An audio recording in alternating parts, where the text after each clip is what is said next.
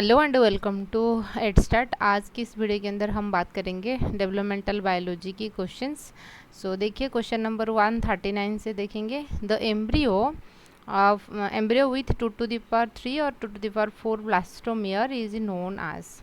जैसे आपको पता होगा कि इस तरीके से होता है, ये है ओवम हो गया, इस तरीके से स्पर्म है, haploid ovum and haploid sperm हो गया। जब ये फ्यूज़ करेंगे they will form the diploid single cell zygote. इसको हम क्या कहते हैं? जाइगोट कहते हैं। जाइगोट में स्टार्ट होता है क्लीवेज, ठीक है ना। क्लीवेज में क्या होगा? एक सेल जो है 2 सेल को कन्वर्ट होगा, फिर 2 से 4, ठीक है 4। तो इसका मतलब है कि 2 to the power n manner में चलेगा। तो 2 to the power q इसका मतलब है कि 8 सेल स्टेज, 2 × 2 × 2 8, समझ रहे हो ना।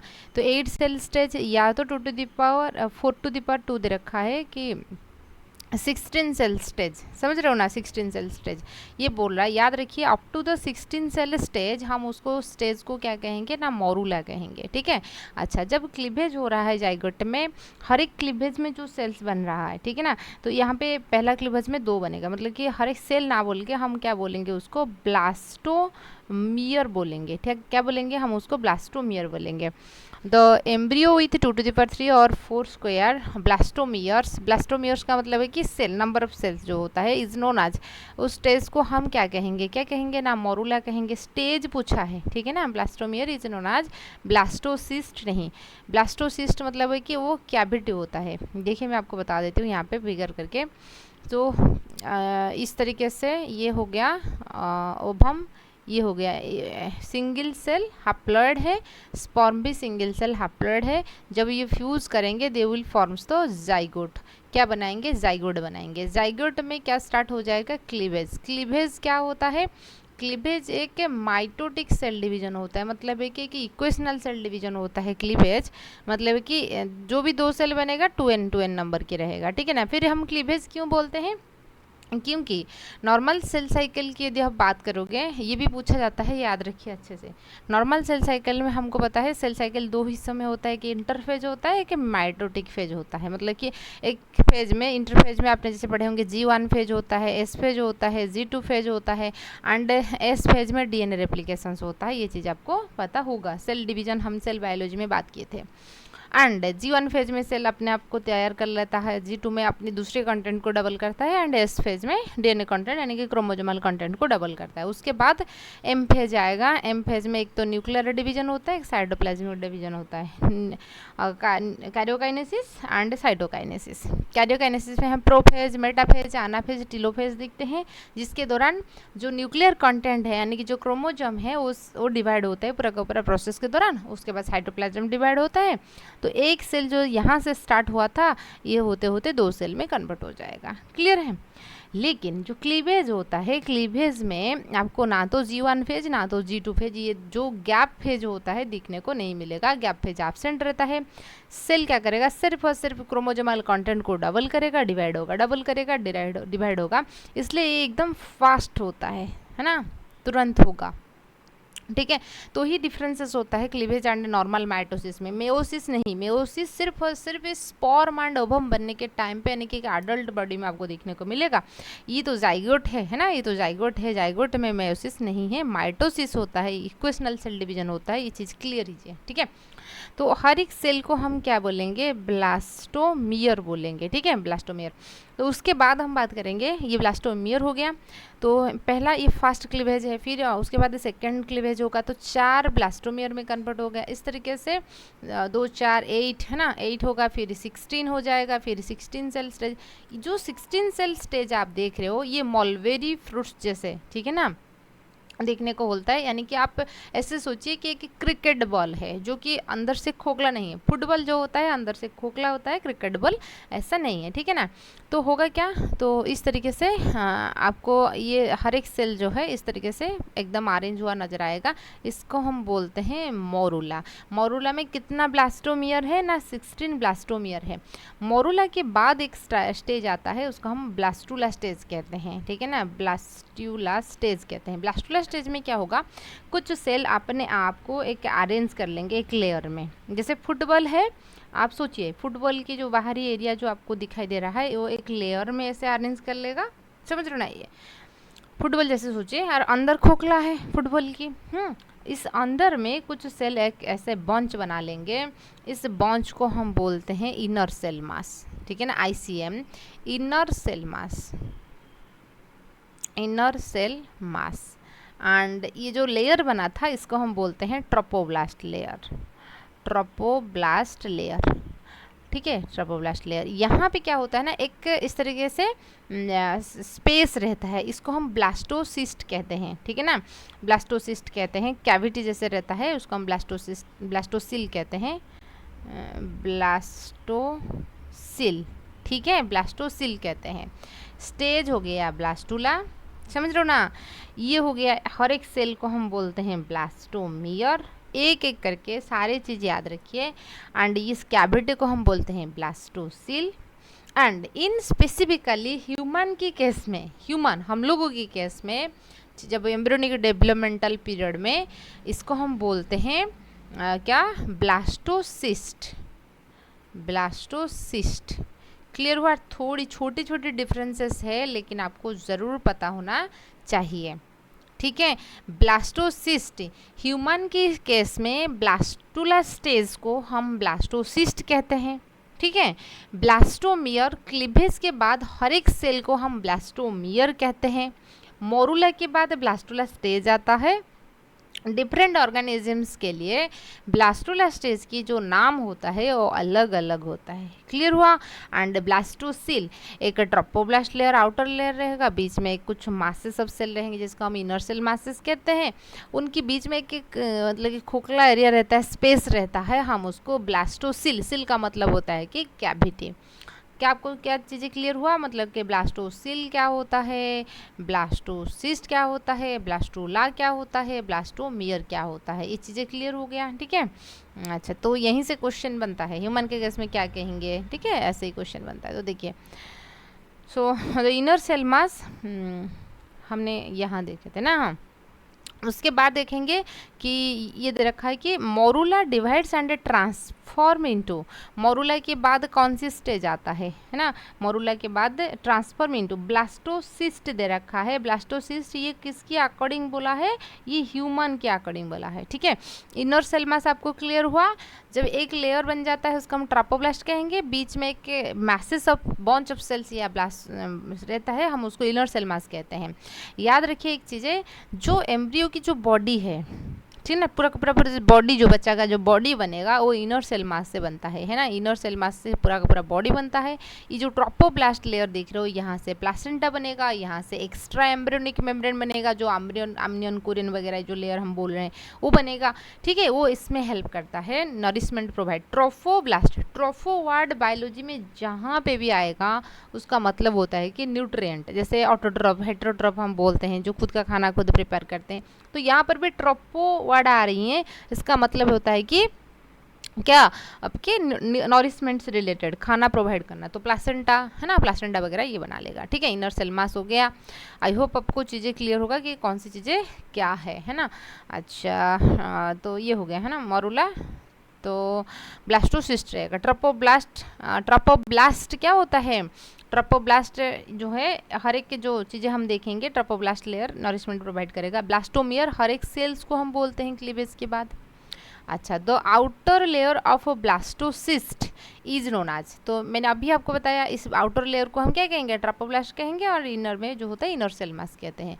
आउटर सॉरी ब्लास्टोसिस्ट मतलब कि ह्यूमन के केस में जो आउटर लेयर है हम उसको क्या कहेंगे, आप खुद ही बताइए, ठीक है, हम उसको क्या कहेंगे, द आउटर लेयर, कहाँ गया, the outer layer of blastocyst is known as zona pellucida trophoblast, trophoblast layer हम उसको कहेंगे, ठीक है ना। Inner cell mass bunch of cells को यहाँ पे ट्रोपोब्लास्ट कहेंगे।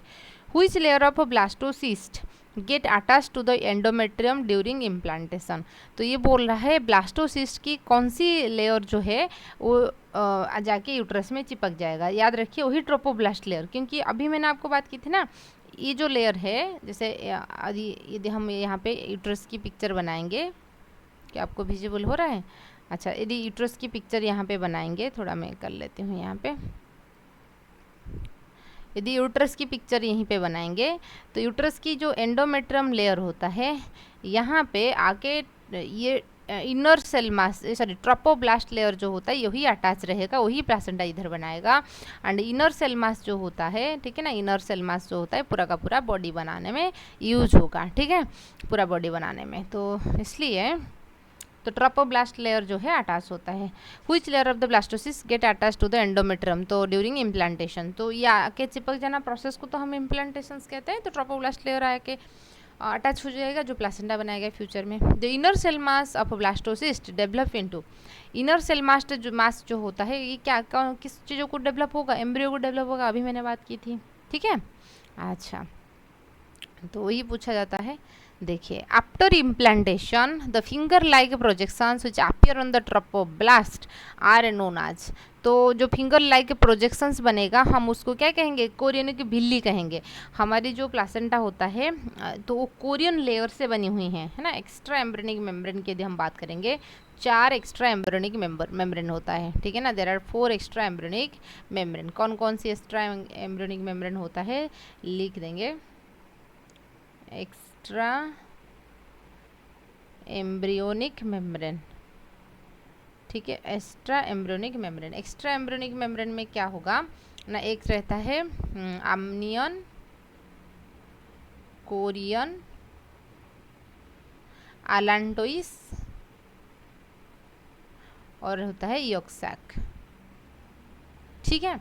जो कोरियन लेयर आप देख रहे हो that will forms the villi like structure. जैसे फिंगर होता है ना, फिंगर हमारा उंगलियां जैसे इस तरीके से होता है, उंगलियां इस तरीके से फिंगर लाइक। एक्चुअली क्या होगा ना, इस तरीके से मान लीजिए ये आपका इन ट्रोपोब्लास्ट लेयर था, उनकी जो कोरियन लेयर है इस तरीके से फिंगर लाइक प्रोजेक्शंस बनाया। यूट्रस की एंडोमेट्रियम लेयर जो है ये भी इस तरीके से उसने इंटरडिजिटाइजेशन करेगा, मतलब कि ऐसे कर लेगा, ठीक है। जैसे कि ऐसे मान सकते हो, ये प्लासेंटा की मतलब कि कोरियन की लेयर है, इस फिंगर लाइक प्रोजेक्शन ऐसे हुआ है, ये इस तरीके से यूटर की एंडोमेट्रियम लेयर ये आपस में ऐसे चिपक जाएगा। इसलिए ह्यूमन प्लासेंटा जो होता है ना हेमोकोरियल होता है, मतलब कि ब्लीडिंग जब भी टूटेगा, मतलब कि प्रेगनेंसी जब डिलीवरी के टाइम पे जब भी ये ब्रेक होता है तो इसलिए हैवी ब्लीडिंग होता है, क्योंकि यहाँ पे इंटरडिजिटाइजेशन हो चुका है अच्छे से यहाँ पे, ठीक है। अच्छा, सो हम देखेंगे क्या पूछा है। After implantation the finger like projections जो बनी हुई है वो क्या है पूछा है, ठीक है। तो कोरियनिक भिल्ली है। After implantation the finger like projection on the trophoblast are surrounded by, उसको कौन सराउंड करके रखेगा, तो यूट्राइन टिश्यू रहेगा एंड मैटरनल ब्लड रहेगा, क्योंकि प्लासेंटा जो होता है वो मदर एंड फिटस दोनों की होता है, ठीक है ना। तो बोथ ए एंड बी रहेगा, यूट्राइन टिश्यू रहेगा, यूट्रस की जो एंडोमेट्रियम लेयर रहेगा एंड मदर वाला। The structural and functional unit between the fetus and maternal blood is known as, जो है उसको हम क्या कहते हैं, प्लासेंटा कहते हैं। वही तो फिजियोलॉजिकल कनेक्शन से जो कि मदर एंड फिटस के बीच में होता है। प्लासेंटा डज नॉट परफॉर्म, ठीक है, placenta does not perform which of the following functions, कौन सी चीज़ें नहीं करता है, सप्लाई ऑक्सीजन, हाँ ऑक्सीजन सप्लाई तो करता है, सप्लाई एक्सक्रूडरी मैटर, एक्सक्रूडरी सप्लाई एक्सक्रूडरी मैटर नहीं, एम्ब्रियो से जो एक्सक्रूडरी मैटर निकलेगा उसको लेके मदर ब्लड को आ जाएगा, मदर ब्लड की एक्सक्रूडरी मैटर यहीं पे नहीं जाता है, ठीक है ना, ये तो नहीं होगा। सप्लाई न्यूट्रिएंट्स ये चीज़ करता है। Removal of the carbon dioxide, मतलब कि हाँ यहाँ पे सप्लाई ना लिखकर यदि रिमूवल लिखा होता होगा तो सही होता होगा, लेकिन लिखा है सप्लाई तो इसलिए ये गलत हो जाएगा, ठीक है। तो ऑप्शन बी के साथ हम चल सकते हैं। The placenta is connected to embryo through, तो प्लासेंटा जो है एम्ब्रियो के साथ कनेक्टेड है कैसे ना, अम्बिलिकल कॉर्ड के थ्रू, समझ रहे हो ना।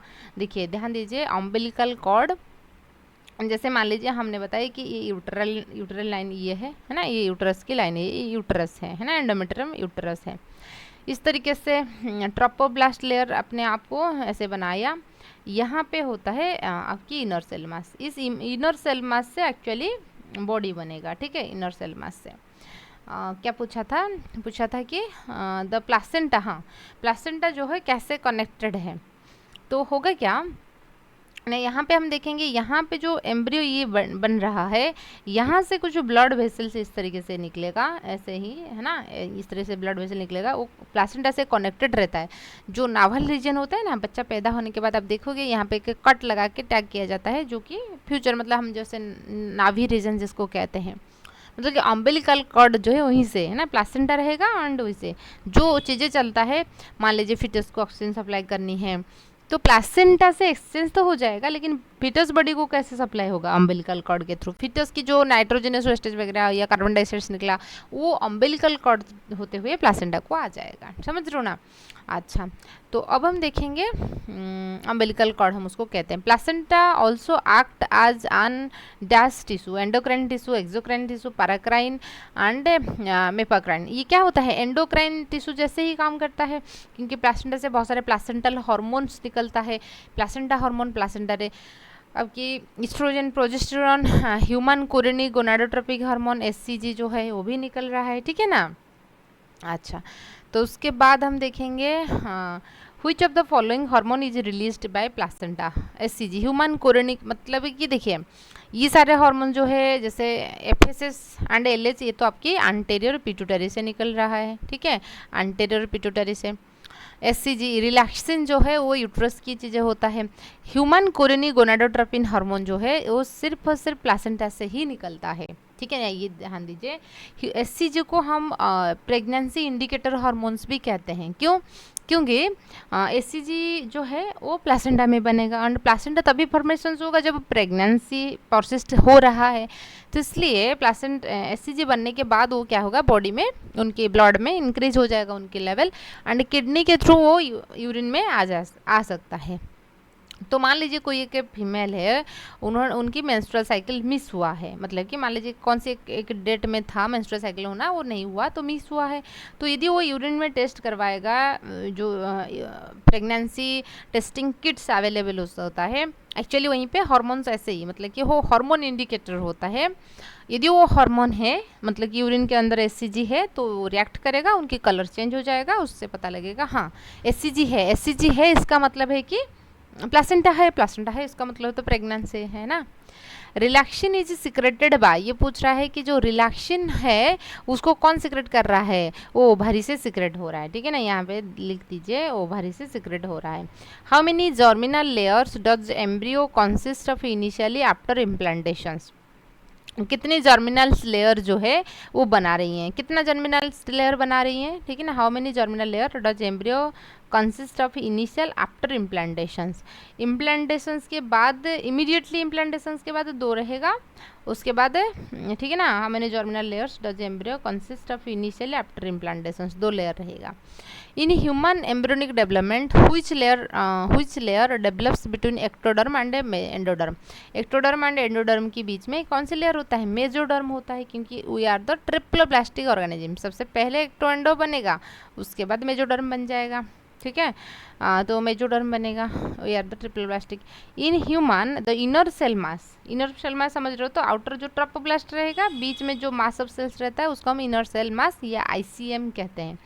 Inner cell mass contains certain cells called dash cells which have the potential to give rise to all tissue and organs, तो उसको हम क्या कहेंगे, जो इनर सेल्स मास होता है उसको हम स्टेम सेल्स कहेंगे। अच्छा, देखिए मैं आपको एक चीज़ बता देती हूँ, बाई चांस क्वेश्चन आ सकता है वहाँ से। देखिए कुछ चीज़ें होता है, हम देख लेंगे। एक होता है आपका क्या ना, totipotent character, totipotent, pluripotent, multipotent, unipotent, है ना। देखिए टोटी का मतलब है कि टोटल, पोटेंट का मतलब है कि पोटेंशियल कैपेसिटी, है ना। ऐसा सेल जिसकी पूरा का पूरा बॉडी बनाने की कैपेसिटी है, हम उसको टोटीपोटेंट कहेंगे। क्या कहेंगे, टोटीपोटेंट कहेंगे, टोटीपोटेंट। टोटल, टोटी का मतलब है कि टोटल, पोटेंट का मतलब होता है कि कैपेसिटी, टोटल कैपेसिटी जिसकी है हम उसको टोटीपोटेंट कहेंगे। जैसे कि देखिए प्लांट की केस में आपने देखे होंगे शायद, मान लीजिए कोई एक, आप किसी के घर पे गए हैं, कोई फ्लावर प्लांट था, आपको बहुत अच्छा लगा, आप बोलोगे अच्छा आंटी मतलब कि एक स्टेम मुझे दे दीजिए, एक ब्रांचेस मुझे तोड़ के दे दीजिए, आप फिर लेके आओगे, आपकी जो है ना गार्डन है वहीं पे उगाओगे तो हो जाएगा। तो मतलब कि एक छोटा सा ब्रांच से पूरा का पूरा प्लांट बन जाएगा ना कुछ दिनों के बाद। ह्यूमन के केस में ऐसा होगा क्या, आप किसी के घर में गए हैं, किसी का मान लीजिए आपकी मतलब कि बॉडी पार्ट कोई अच्छा लगा है ना, किसी का लिप्स है, चिक है या नोज है, किसी का अच्छा लगा, अच्छा इतना अच्छा शार्प नोज है, हीरोइन जैसा लग रहा है, दे दीजिए थोड़ा सा हिस्सा हम लेके कर लेंगे, ऐसा तो नहीं होगा। तो हमारे केस में ये कैरेक्टर नहीं है, टोटिपोटेंस कैरेक्टर नहीं है। एक छोटा सा हिस्सा ले आओगे, पूरा का पूरा बॉडी बनाओगे, ये कैरेक्टर नहीं है। लेकिन था, कब था? वही एम्ब्रियोनिक पीरियड में था, है ना। जब याद रखिए ये स्पर्म अंडा ओवम हो गया, तो ये जाइगोट बना।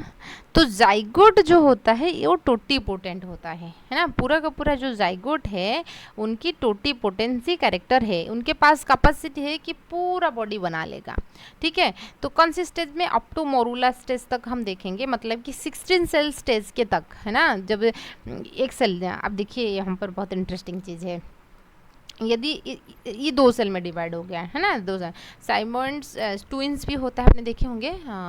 एक न्यूज़ था, कोविड से पहले था, 18 शायद 18 या 17 में था, जोगा बड़िया करके ऐसे उस समय की न्यूज़ था। मतलब कि 2 बेबी पैदा हुए थे, 2 ब्रदर थे, 2 ब्रदर तो होंगे, है ना।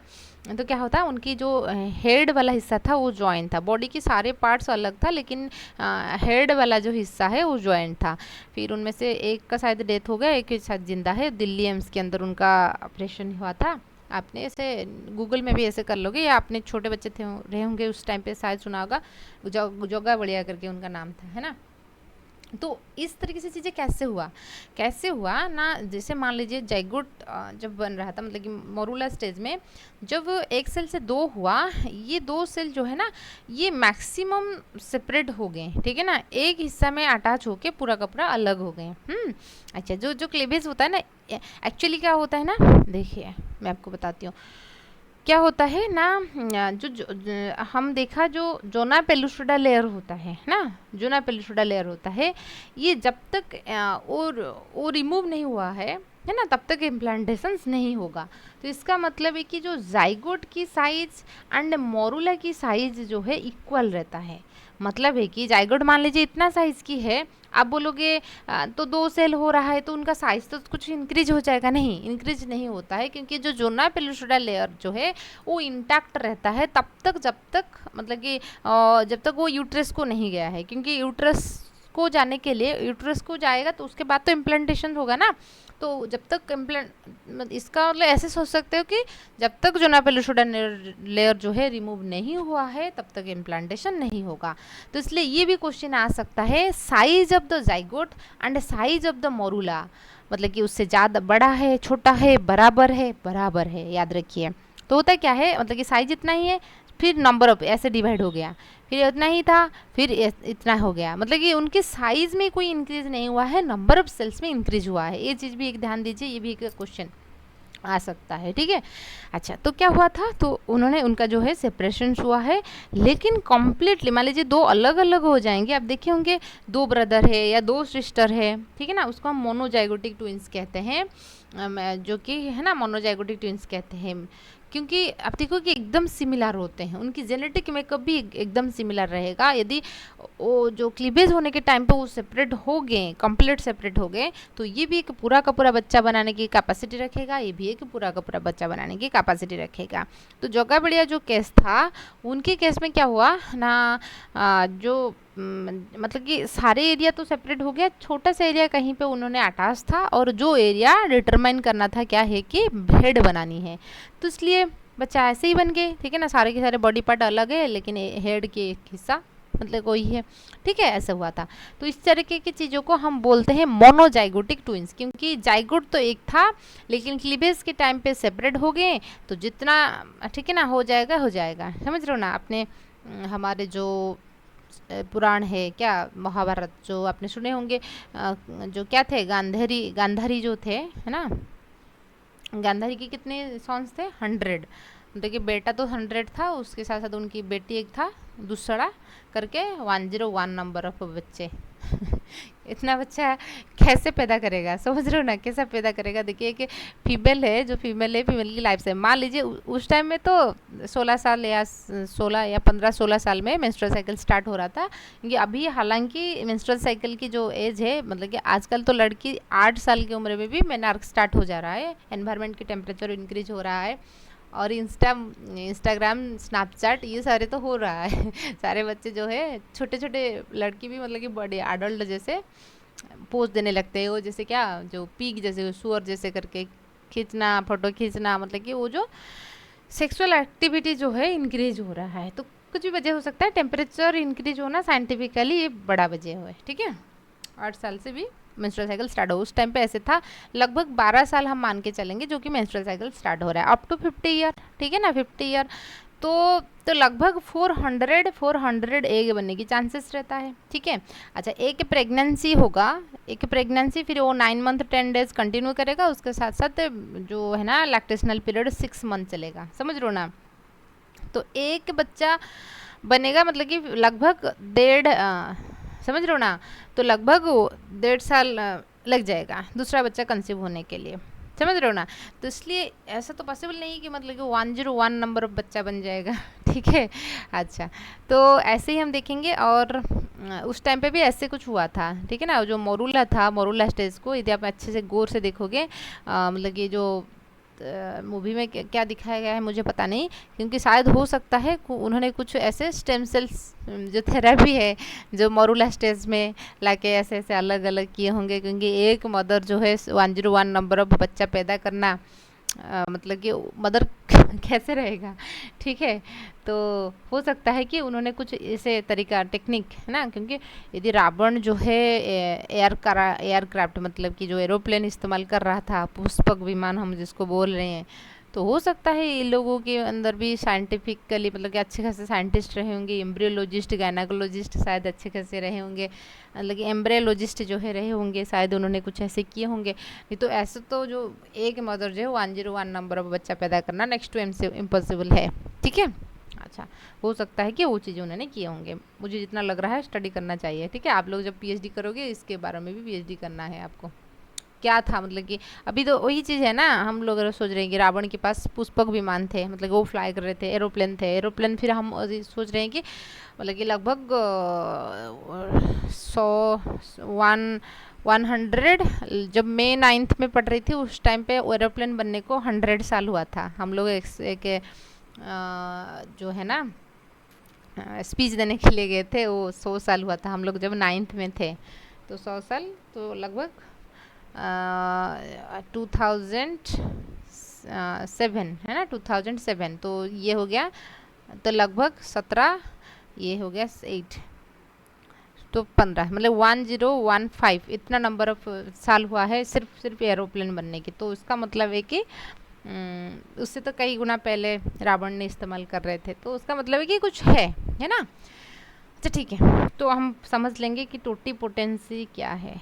देखिए, तो टोटीपोटेंसी मतलब कि टोटल बॉडी बनाने की कैपेसिटी है। तो आपको यदि पूछा जाएगा कि किसके पास है ना, जाइगोट के पास है, ह्यूमन की मतलब कि एनिमल के पास बात करेंगे टोटीपोटेंसी। उसके बाद होता है प्लूरीपोटेंसी। प्लूरीपोटेंसी टोटल बॉडी तो बनाएगा बट नॉट ऑल। उसका मतलब क्या है, देखिए, can form total body but not all. कैसे? जैसे हमने देखा कि ब्लास्टुला स्टेज में क्या होता है, एक आउटर लेयर बन जाता है ना, आउटर लेयर होता है जिसको हम बोलते हैं trophoblast layer, trophoblast layer, and एक इनर सेल मास बनता है, ठीक है, एक इनर सेल मास बनता है, इसको हम बोलते हैं ये है inner cell mass, ICM. Inner cell mass पूरा का पूरा बॉडी बनाएगा, लेकिन ये अकेला पूरा का पूरा बॉडी नहीं बना पाता है, इसको ट्रोपोब्लास्ट लेयर की जरूरत होता है। क्यों? क्योंकि बॉडी बनाने के लिए प्लासेंटा चाहिए, और प्लासेंटा बनाएगा कौन? Trophoblast layer. यदि ट्रोपोब्लास्ट लेयर नहीं है, प्लासेंटा नहीं बनेगा, यदि प्लासेंटा नहीं बनेगा, वो बच्चा नहीं बन पाएगा। समझ रहे हो ना? तो ये तो पूरा बॉडी बना रही है, लेकिन कम्प्लीटली ये सारे काम नहीं कर पाएगा, इसको हम प्लूरिपोटेंट कहते हैं। टोटीपोटेंट टोटल बॉडी, जैगोट के पास कैपेसिटी है, वही तो मतलब कि आउटर जो आपका ट्रोपोब्लास्ट लेयर बना रही है, आईसीएम बना रही है, ठीक है। अच्छा, फिर उसके बाद होता है मल्टीपोटेंट। मल्टीपोटेंट का मतलब होता है कि एक सेल के पास मल्टीपल सेल बनाने की कैपेसिटी है, ना कि पूरा का पूरा बॉडी, है ना। जैसे कि हमारा हेमाटोपोइटिक स्टेम सेल्स होता है जो बोन में पाया जाता है, बोन मैरो, है ना, बोन मैरो सेल्स होता है, इसको हम haematopoietic stem cells. Multiple cells बनाएगा, ये आरबीसी बना सकता है, डब्ल्यूबीसी बना सकता है, डब्ल्यूसी भी कई तरीके के हैं, न्यूट्रोफिल, यूसिनोफिल, बासोफिल, लिम्फोसाइट्स, मोनोसाइट्स होता है। फिर ये प्लेटलेट भी बना सकता है। क्लियर हुआ? उसके अलावा नेचुरल किलर सेल्स होता है, डेंड्रिटिक सेल्स होता है, कई तरीके के होता है, वो बनाता है। तो इसको हम बोलते हैं मल्टीपोटेंट। उसके बाद होता है कि यूनिपोटेंट। यूनिपोटेंट का मतलब है कि एक ही तरीके के सेल बनाने की कैपेसिटी रखेगा, जैसे कि जॉर्म सेल्स है। यदि वो स्पर्मेटोगोनिया सिर्फ और सिर्फ स्पर्म सेल बनाएगा, ओगोनिया सिर्फ उस ओवम सेल्स बनाएगा, समझ रहे हो ना, मतलब कि एग बनाएगा, तो इसको हम यूनिपोटेंट कहते हैं। ऐसा तो हमारे सभी सेल के पास कैपेसिटी नहीं है, ठीक है ना। तो जैसे जैसे आगे की ओर चलेंगे, मतलब कि डेवलपमेंट के प्रोग्रेशंस में चलेंगे, वैसे वैसे स्पेशलाइजेशन होता रहेगा, जनरलाइजेशन लेस होगा। ये चीज़ मैंने अच्छे से क्लासेस में अंदर समझाई है। जैसे आप जब 10th में थे, आपके पास चांसेस था आप लॉयर बन सकते थे, डॉक्टर, फिर मतलब कि कुछ भी बनने की आपके पास कैपेसिटी था, ठीक है, IAS हो सकते हो कुछ। जैसे जैसे आपने स्पेशलाइज्ड हो गए, ठीक है, जैसे मान लीजिए आपने साइंस ले लिया, तो जो CA बनने वाली जो बात होता है, मतलब अकाउंटेंस या जो है ना, जो ये होटल मैनेजमेंट, बिजनेस मैनेजमेंट वाले जो चीज़ें था, ठीक है, वो आपका कॉमर्स आपने नहीं लिया है, जो एक्सक्लूसिव कॉमर्स वाली जो चीज़ें था CA वगैरह आप नहीं कर पाओगे अभी, ठीक है ना। लेकिन जब आप 10th पर थे, आपके पास कैपेसिटी था, आप भी CA बन सकते हो, ठीक है ना। आप भी डॉक्टर, आप भी इंजीनियर, लॉयर, कुछ भी आप हो सकते हो। लेकिन जैसे जैसे आपने स्पेशल है, आपने साइंस ले लिया, तो बहुत सारी चीज़ें आपके लिए स्टप हो गया। फिर आपने जब अभी क्या हुआ, अभी आपने जूलॉजी, स्पेसिफिकली जूलॉजी ऑनर्स ले लिया, तो फिजिक्स लेक्चर तो आप कभी भी नहीं हो पाओगे, समझ रहे हो ना। जब आपने 12th के अंदर साइंस लिए थे, फिजिक्स था, केमिस्ट्री था, मैथ था, बायोलॉजी था, या किसी किसी का मैथ नहीं था, तो आपके पास कैपेसिटी था, फिजिक्स लेक्चर भी बन सकते हो, केमिस्ट्री भी, फिर बायोलॉजी भी। फिर जब आपने CBZ स्पेसिफिकली ले लिया, आप तो कभी भी फिजिक्स लेक्चर नहीं बन पाओगे, ठीक है ना। अच्छा, फिर हम देखेंगे कि मान लीजिए आपने अभी जो फिर जूलॉजी ले लिया है ना, जूलॉजी ले लिया, तो स्पेसिफिकली जूलॉजी अभी PG करोगे, तो ऐसे ऐसे जैसे जैसे आपने आगे की चलोगे, आप तो मोर स्पेशलाइज्ड हो जाओगे। जूलॉजी के बारे में आपको और ज़्यादा नॉलेज होगा, लेकिन और बाकी चीज़ों के बारे में नॉलेज उतना नहीं रहेगा। लेकिन एक टाइम था आप भी सब बन सकते होंगे, ठीक है ना। तो वही होता है चीज़ें। तो ग्रेजुअल देखिए, टोटीपोटेंसी, प्लूरीपोटेंसी, मल्टीपोटेंसी, यूनिपोटेंसी, कुछ ऐसे ही रहता है। हाँ, तो इसको हम स्टेम सेल्स कहते हैं, जो कि the average time span of human gestations, मतलब कि जो गेस्टेशनल पीरियड, मतलब कि जो डिलीवरी पीरियड, जो प्रेगनेंसी पीरियड हम जिसको कहते हैं, वो 9 मंथ 10 डे होता है। यदि डे के हिसाब से हम देखेंगे 270 या 280 डेज होता है। The pregnancy phase is human is divided into 3 ट्राइमस्टर में हमने उसको डिवाइड किया है। फर्स्ट ट्राइमस्टर, मतलब कि 1 महीना 1 2 3 ये होता है फर्स्ट ट्राइमस्टर, फिर 4 5 6 होता है सेकंड ट्राइमस्टर, 7 8 9 होता है थर्ड ट्राइमस्टर। मतलब कि पूरा का पूरा 9 मंथ कंप्लीट होगा, उसके बाद लगभग प्लस माइनस 1 वीक लेके हम चलते हैं, तो उसको है ना। After 1 month of pregnancy which vital organ is form in the fetus, तो सबसे पहला ऑर्गन जो बनता है दैट इज़ द हार्ट। मान लीजिए कि क्योंकि 1 महीना हम इसलिए बोल रहे हैं, एक फीमेल जो है, मान लीजिए उन्होंने बच्चा के लिए प्लान कर रही हैं, तो उनका जो प्रेगनेंसी है पॉजिटिव हुआ है नहीं है, वो उसको कैसे पता लगेगा, मेंस्ट्रुअल साइकिल मिस हुआ उसके बाद पता लगेगा। मान लीजिए कोई की फीमेल है, उनका जून अभी क्या चल रहा है, हाँ जून 1 में उनका मेंस्ट्रुअल साइकिल हुआ था, ठीक है, तो वो एक्सपेक्ट करेगा कि जून 28 है ना, जून 28 के आसपास या मैक्सिमम टू मैक्सिमम जून 30 के आसपास मेंस्ट्रुअल साइकिल होना चाहिए। यदि नहीं हुआ तो वो जुलाई 1 में है ना टेस्ट करवाएगा, तो क्योंकि मेंस्ट्रुअल साइकिल मिस हुआ उसके बाद तो वो टेस्ट करवाएगा, तो इसलिए 1 महीना के बाद हम समझते हैं। तो उसके बाद वो जांच करने के लिए जाएगा, तो वहाँ से हार्ट बीट जो है वो सुनाई देता है। यदि हार्ट बीट सुनाई दे रहा है, इसका मतलब है कि लाइव एम्ब्रियो जो है वो प्रेजेंट है। In a developing foetus most of the major organ system are develop by the end of, तो पूरा का पूरा जो है ना, जो 3 महीना, मतलब कि जो है ना 3 महीने तक सारे के सारे ऑर्गन जो है बन चुके होंगे, ठीक है। तो इसलिए 12 वीक हो जाएगा, जो आंसर है वो 12 वीक होगा, ठीक है। अच्छा, fetal limb and digits are form in the, जो उंगलियां वगैरह जो है ना वो कब बनता है, ये आपकी बन रहा है सेकंड, है ना, सेकंड मंथ में वो उंगलियां, मतलब डिजिटलाइजेशन हो जाएगा पूरा।